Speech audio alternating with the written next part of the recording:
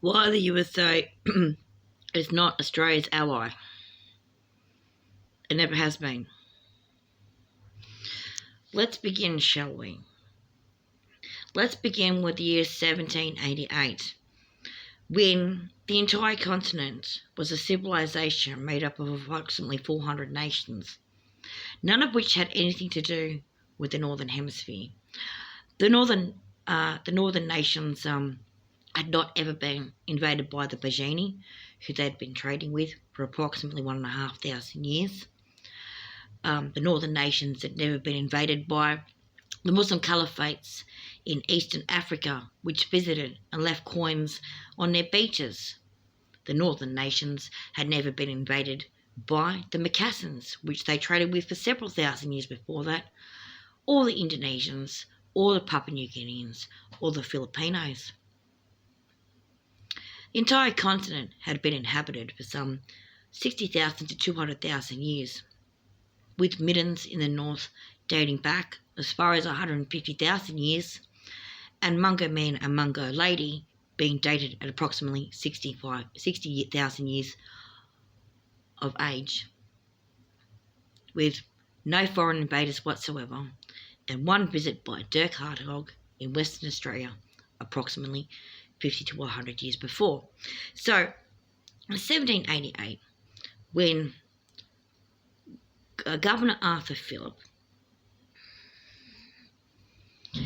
and the first fleet of ships from England arrived with convicts and redcoats in tow,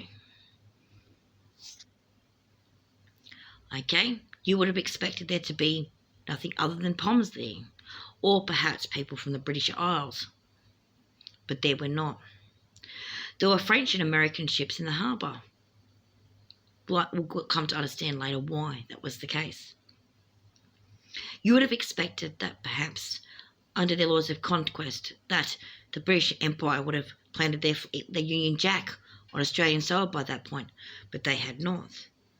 They'd actually planted on a place called Cook Island, which is off the coast of the town 1770, in the year 1770, which is why they're called that these days. That not being on the Australian mainland is also nowhere near La Perouse and nowhere near Botany Bay, let alone Sydney Harbour, which is all the same region as those past two places named, and approximately 2,500 kilometres away from the town of 1770 and Cook Island. So, without any claim being made over the territory through placement of the flag prior, without any notice to the people there, because Lieutenant Cook, not Captain Cook, had gone to Wiggle territories some 600 kilometres north of Lapa in the year 1770 anyway, a very surprised group of Eora, Guringai and Gadigal Wangal nations, as well as a few others, noticed some ships arriving, some from Britain and some from America and some from France. Now the year was 1788, so it was approximately 12 years after the American Revolutionary War began. Not ended, began. So that famous Declaration of Independence that the United States made as a tantrum over tea and the price of taxation in relation to tea, and whether or not the Chinese should be taxed or the white fellas taxed, was kind of ridiculous, considering they were in fact on different lands. In those days, they were on the lands of the native peoples who were and are the sovereign owners of Massachusetts, Delaware, New York State, Maryland State, and associated regions. It's interesting that the French and American colonies of the east coast of the United States of America at that time, and the Spanish in the west and the south, were, the first people to get there, when actually for approximately 40,000 years before that, including at the very least 15,000 years before that, it was known that the Clovis people were there. And potentially some of their descendants lived in the Blue Smoke country of South Carolina. And quite likely, in the time of Columbus, there were other trading ships who were not English and who were not French, who arrived as well. And some of them were Welsh and some of them were Irish. And some of them went to Blue Smoke Country, they had said. This is a rumour, they got told once. And some of them even brought back Cherokee people to Wales. And some believe that those Cherokee people had descendants, and this face might be one of them. So some 14 or 15 generations ago when that happened is really a little bit much, isn't it? Okay, that is a bit more than a 162. So we're not really going to make that argument as the main point. However, we will make the point that Cherokee people, here, unless they identify otherwise, are not Americans. They're Cherokee people. And that's the point that needs to be made. They technically have what's called dual citizenship. They are citizens of their tribal nation or nations, as well as the foreign empire known as the United States of America. And should they identify a different way, that's their business. We're just pointing out that they're still there, no matter what you did with the Trail of Tears and whatever else. So, or honestly not. They could have descendants elsewhere like a lot of people do. Anyway, so with that story, just bear in mind it's just a story, being an ally of the United States of America is not the same as whether or not you're a friend of a civilian group in the United States of America. As with anyone, take them or leave them. Take them as they come. If they're good, cool. If they're not, bye. End of discussion. The United States of America. By 1788, the United States of America was a fledgling nation that had done its Declaration of Independence, gone to war with England, was pissing off the French at that point. Because, remember, there was a battle over Canada about whether or not it was a French or an English territory, and a battle over whether or not the United States of America would even occupy Canada. It was a confusing time in history, and unsurprisingly, it would imply that there was absolutely no possibility of an allegiance between the French, the fledgling American nation state, and the colonial English or English Empire. So why is there documented in Australian history in the formal National Library information that there was a French and American ship at La Perouse in 1788? Well, we haven't quite figured that one out, except to say that some of the convicts that had been sent to the American colonies, or with the English colonies in the United States rather, had stopped being a convict settlement, and they decided to move some of them to Australia. That could be the only explanation we've got, but it does not ever explain the presence of the French. On the other hand, the conflicted war between the French and the English in the Battle of the Americas needs to be seen what it is, confected. From the outset, the Robespierres or Jacobites had overthrown and usurped the French liberation movement from the aristocracy for the purposes of installing the Esquire-class Masons, and also sought to install them in the United States of America. And so you get the conspiracy theories of the Albert Pikes and the cornerstone of the White House and all kinds of things like that from there. Meanwhile, the York Rite, or the York Rite and the Scottish Rite of Masonry continue to be at odds with one another, with the Scottish Rite being associated with the English aristocracy and the York Rite being associated with the workers. As a consequence, any Masons that arrived in Australia, long after it stopped being transportation for convicts only and expanded into an imperial settlement and colonies of different types, were probably from the York Rite. and subsequently the influence of Franco-American racery in Australian history only begins after World War II. So from the year 1788 to the years about 1950, predominantly the English dominated the imperial landscape that was forming as a shadow over enduring sovereign nations, some 400 wide, on a 3,000 kilometre wide and 3,000 kilometre deep continent. 3,000 kilometres is a long way and a lot of people.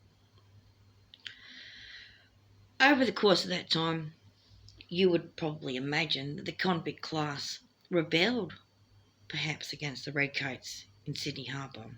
It wasn't just a case of the fake hand of friendship with a gathering of an emissary, one part of the redcoat army, in the form of Bennelong. It was also the subjugation of anyone who disagreed in the form of Pemulwuy, and after that, the crushing of the Rum Rebellion that followed. And so that strategy of imperial domination control, which also was replicated in the Americas by the United States of America, not just the French or the Spanish, because remember, the Spanish were doing that missionary conquistador fucking crap in Montezuma's lands and in the western in the western areas of what's now called the USA. The French were doing it in the north in Canada. When the so-called founding fathers of the USA separated from England, they did not separate from the ideology that led them there. They refined it.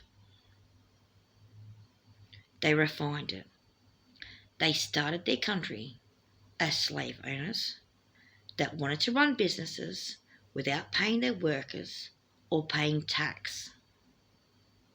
They started their so-called liberty movement based on the Robespierrean ideology of the false liberty of the Jacobites and Jacobians of the French Revolution, not the workers' rights mentality of the Yorkite. They were, in fact, dedicated to developing the new money class, the corporatocracy, the plague which is destroying the world right now, including with its tech bro counterparts.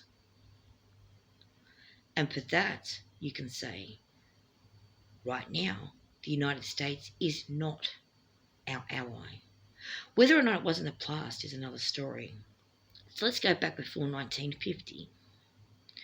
Before 1950, the English aristocracy was crushing Australia, was crushing Australian native peoples, was crushing the convict class, was bringing settlers to Australia that were also crushed economically and socially by the Industrial Revolution and the tragedy of the commons and a long history of imperial classist trauma. And as a consequence, the people that came here were invariably opposed to the aristocracy.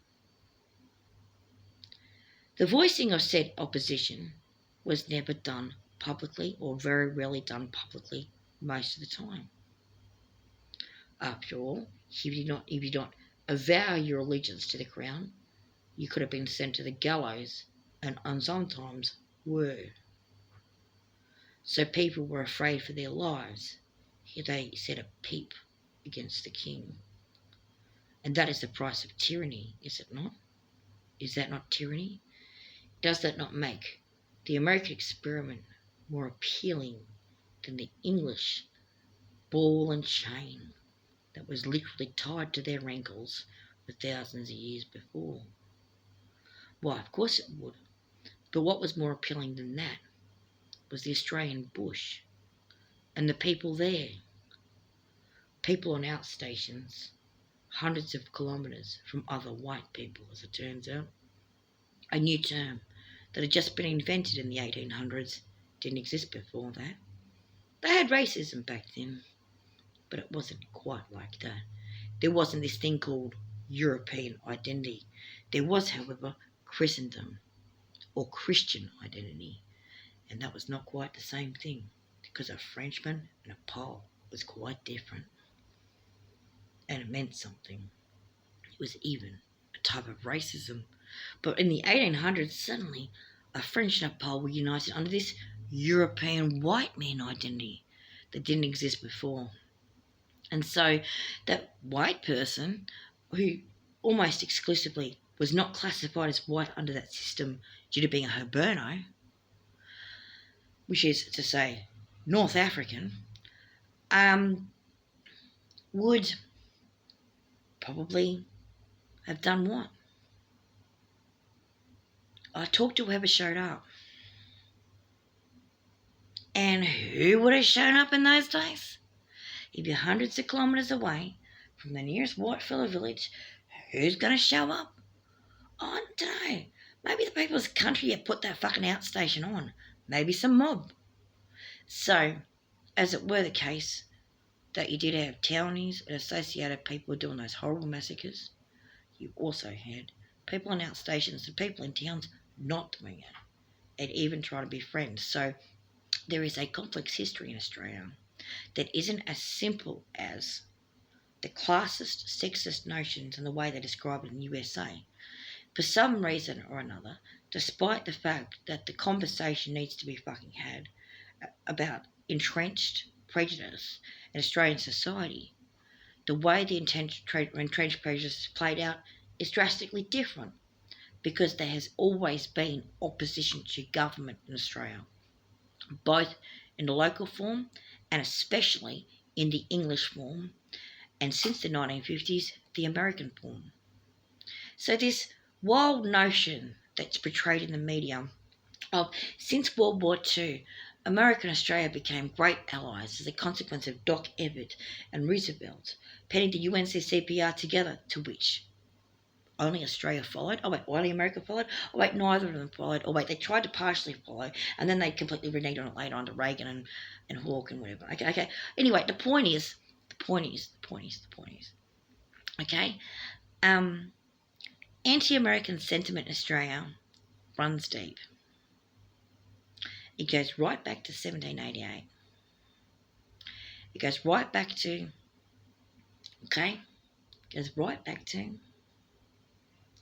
They were being programmed with mixed affiliations to be anti-American by the English. They were being programmed to be anti-English by the Americans.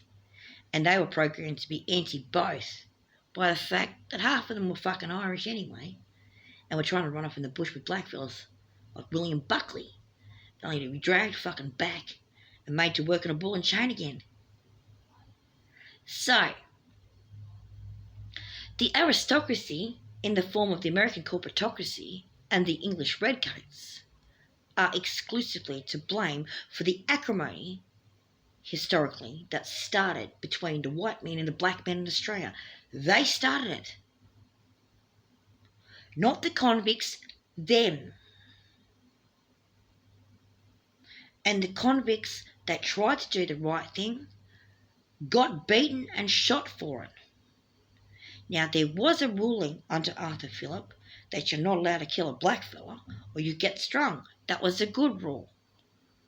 It was also the case that he got kicked out of his job because the convicts who were not doing those things to Aboriginal people and were rebelling against the redcoats and trying to found their own economy and be away from England and be away from America and do something else, and in many cases were fraternising with the blackfellas and not doing their early segregation business. I mean, why would there be segregation for? You're talking about it being blackfellas' fucking country. They can go as they fucking please and fraternise with whoever the fuck they want. If they wanted to fraternise with a convict, it's their fucking business. If they want to tell the convict to fuck off, it's their fucking business. It wasn't the redcoats' business. It wasn't the Americans' fucking business. It was the blackfellas' business. Their fucking country, they can tell other people to fuck off if they want to. But some of them were fraternising, trying to figure out what's going on. Sometimes you want to be friendly about it. Well, sounds like they were nice people. It's not to say that there weren't fights, because there were, and lots of them. Pemulwuy was just one of many, not few. Okay?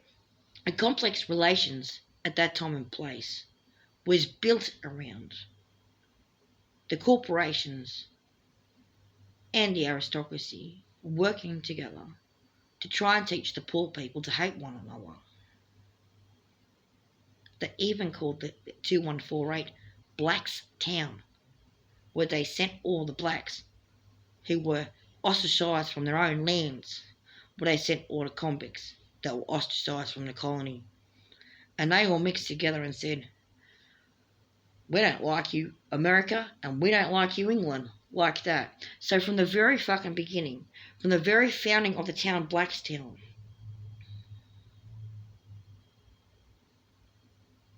a central crucible, and the formation of Australian bogan and working class identity. Not the bush, not the mining towns, not Melbourne, not Adelaide, but Blackstown in Sydney was there first, from the very beginning almost, shortly after the Rum Rebellion, close to 1817, saying fuck you England and fuck you USA the entire fucking time. So, when the California Gold Rush people went to Victoria in the 1830s to 1870s, and they brought the white man's burden and the manifest destiny idea that they'd inherited as Californian Gold Rush people, and projected that onto the already racist, toxic situation that the English aristocracy had created in the Victorian goldfields as a consequence of the founding of Melbourne. That confused the situation even further. And some of those York right racists said, fuck you, English aristocracy, and fuck you, Robespierre.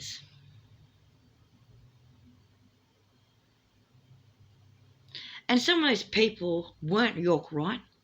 Some of those people were just workers in general. And they said, it's time for the Eureka Stockade.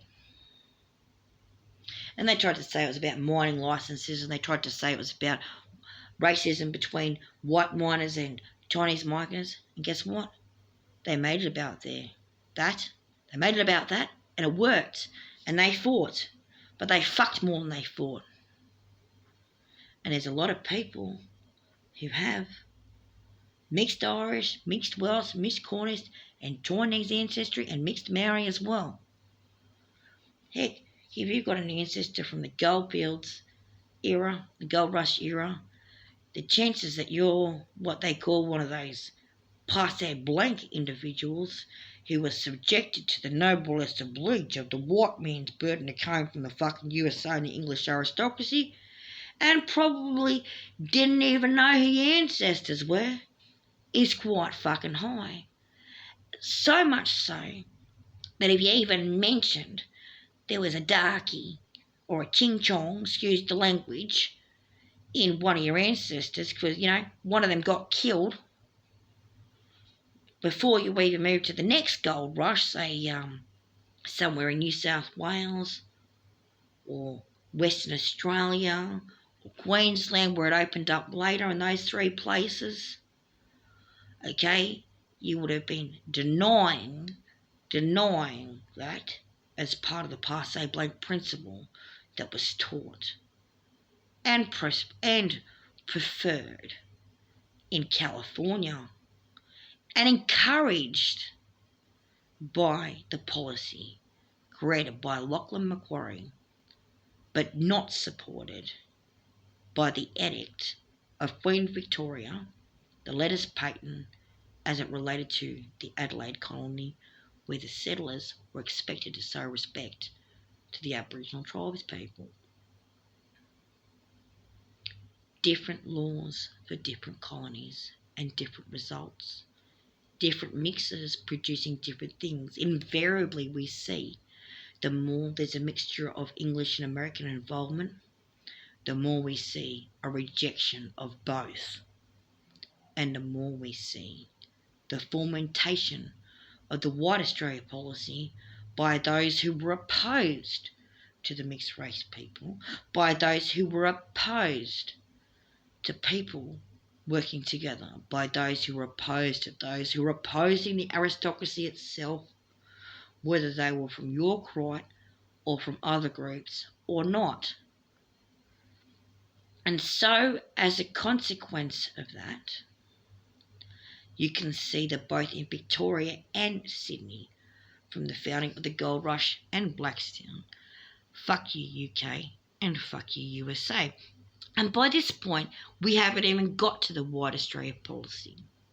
In 1901, when Australian Federation was formed, and its constitution was formed in Melbourne, a mere 200 kilometres south of those goldfields or less, it was with the noblesse oblige, it was with the white man's burden of California, it was with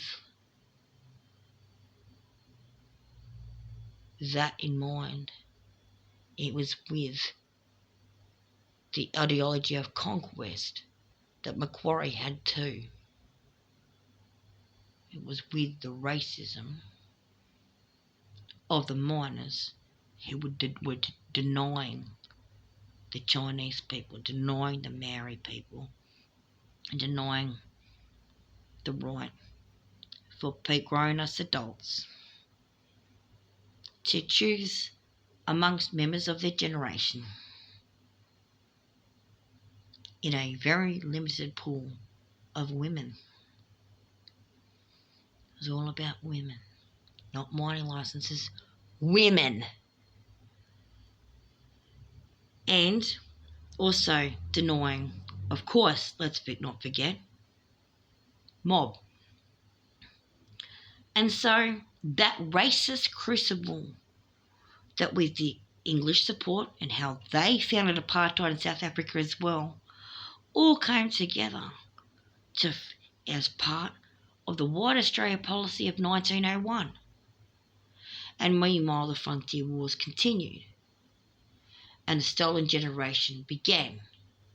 Before 1901, it was legal for mixed race people to marry and have families. After 1901, they stole your baby.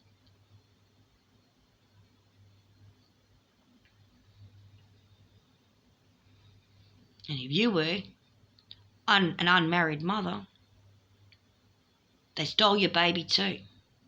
So grannies everywhere started putting pillows up their shirt and pretending they were the mum.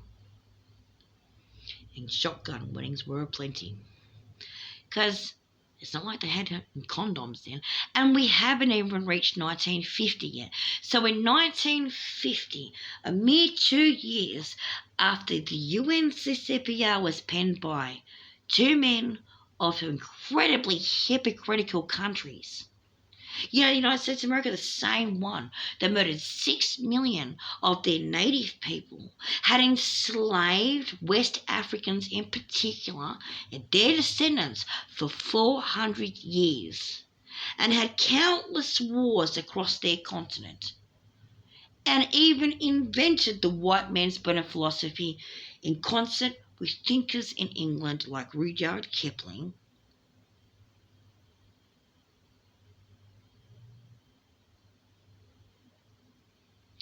America, who waltzed into Europe in 1943 after they'd made enough money from tanks, made enough money from typewriters, made enough money from profiting off the seed capital in the industries that were founded in Germany and Austria when J.P. Morgan Chase helped reboot their economy after the Great Depression.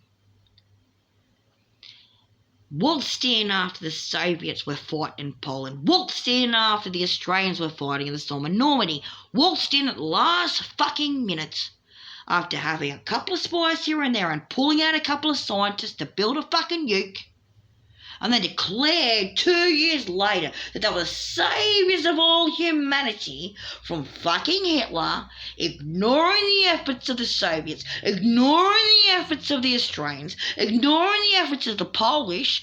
They mentioned the French resistance a couple of times in movies, but never the Polish, who fought diligently the entire time and whose country was invaded, whose people were put in concentration camps and murdered before their very eyes, with their corpses still hanging in fucking trees in the late 1980s under USSR rule. You know, same Polish who overthrew the USSR. But America proudly proclaimed that they were the winners of the Cold War, not the Polish. America proudly proclaimed they defeated Hitler, not the Australians. No, it was the Americans. The Americans who start the fucking problem. I don't want to finish it. And once again, in 1948, you had Franklin Delano Roosevelt co-penned the UNCCPR at the founding of the United Nations after the Nuremberg trials and declared that America is a leader in human fucking rights. And from that crucible of hypocrisy, a couple of years later, you start seeing Jacobian, right, descendant lodges of United States Masonry appearing in Australia. And all that work the ALP had done since it was founded independently of the Masonry movement in the Queensland Shearers protest of about 1880, and all the work that Gough Whitlam did to overcome the racism of the White Australia policy and proudly give stand to Vincent Lingiari to return his land to him and to go into the Tent Embassy and shake the hands of the proud men who founded it, and rightfully fucking so. America becomes Australia's ally again by sending in the CIA to get John Kerr to overthrow fucking Whitlam. And he says at the end, Mr. Whitlam, he said, God save the Queen, because no one's going to save the Governor-General. And by that point, the 1950s, the 1960s already passed, and the United Kingdom had already nuked Australia at least 10 times. And then following that, the United States decided to save Australia from being militarised by a foreign country by putting Pine Gap Facility in the Northern Territory on a sacred site without the permission of the people there or anyone in Australia. And then the Australian Federal Parliament said, oh, we're in Canberra now. Oh, we have been since the 30s. We'll just build a new parliament and build a nice little woman declared zone around that part of South Australia got born and just let American companies bomb there for the next 60 years because America is an ally of Australia. We haven't even got into the influence of American corporations and American media on Australia. We haven't even got into the influence of their lobby groups and their lobby group style systems on the political parties in Australia. We haven't even got into how the neoliberal movement influenced Hawke and Keating and John Howard in particular to turn the workforce into casualisation, to bleed people dry, to stop the New Start allowance from being raised from the year 1994 to this day, or maybe specifically under COVID-19 when it got raised a little bit, when it's half the poverty line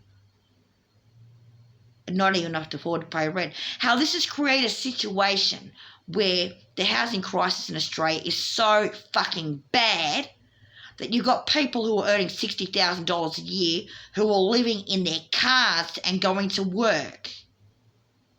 About how there are people who are leaving the major cities and going out to the bush so they can work from home and remote work using the fabulous internet computers that America brought Australia as well.